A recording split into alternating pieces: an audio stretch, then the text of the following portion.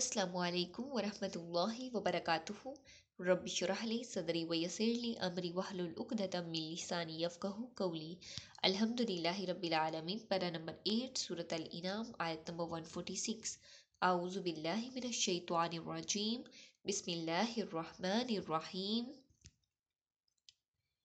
وَعَلَى الَّذِينَ هَادُوا حَرَّمْنَا كُلَّ ذِي ظُفُرٍ وَمِنَ الْبَقَرِ وَالْغَنَمِ حَرَّمْنَا عَلَيْهِمْ شُحُومَهُمَا إِلَّا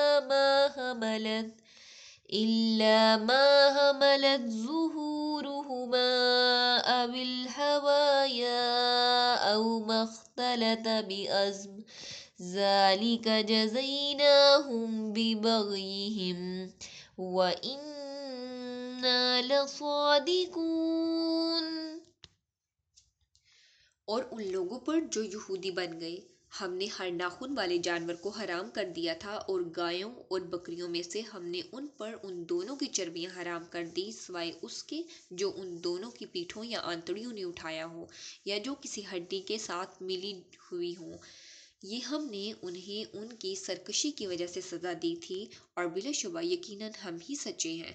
اس آیت کی تفسیر میں اللہ رب العالمین فرما رہے ہیں وَعَلَى الَّذِينَ هَادُوا، اور اوپر ان لوگوں کے جو یہودی ہوئے۔ سورۃ الاعراف آیت نمبر 15 میں آتا ہے کہ بے شک ہم نے آپ کی طرف توبہ کی یا رجوع کیا، تو اس کی طرف اشارہ ہے کہ وہ لوگ جو یہودی بن گئے، حرمنا حرام کیے ہم نے ان پر کل ذی ظفر، ہر قسم کے ناخن والے جانور ان پہ حرام تھے۔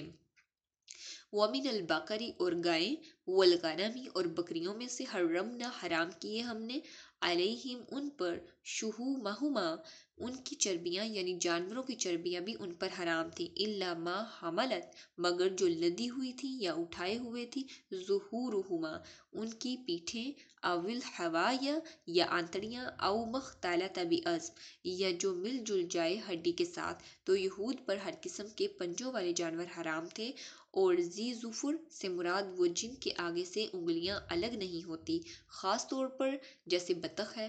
آپ نے دیکھا ہوگا کہ مرغی کے جو پنجے ہوتے ہیں وہ الگ الگ، ان کی جو انگلیاں ہوتی ہیں وہ ہوتی ہیں، لیکن جو بطخ ہوتی ہے اس کی انگلیوں کے بیچ میں جھلی ہوتی ہے، وہ اس کی جو انگلیاں ہوتی ہیں، پنجے ہوتے ہیں، وہ الگ الگ نہیں ہوتے۔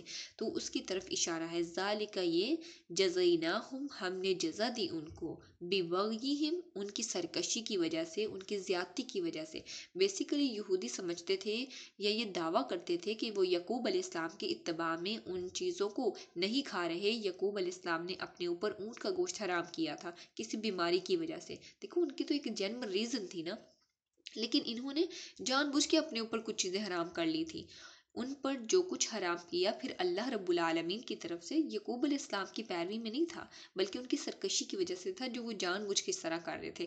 جیسا کہ کئی بار آپ کئی دفعہ پڑھ چکے ہیں کہ انسان اپنے گناہوں کی وجہ سے بعض اوقات اللہ رب العالمین اس کو اس کے رزق سے محروم کر دیتے ہیں۔ اس کے گناہوں کی وجہ سے وہ رزق سے محروم ہو جاتا ہے، یا اسے رزق سے محرومی ہو جاتی ہے۔ تو یہاں یہود کے ساتھ بھی کچھ ایسا ہی ہوا کہ اللہ رب العالمین نے ان کی زیادتیوں کی وجہ سے کچھ حلال جانور کھانے والے اللہ رب العالمین نے یہود پر حرام کر دیے، انہیں ان جانوروں کا شکار کرنے سے یا انہیں کھانے سے منع فرما دیا۔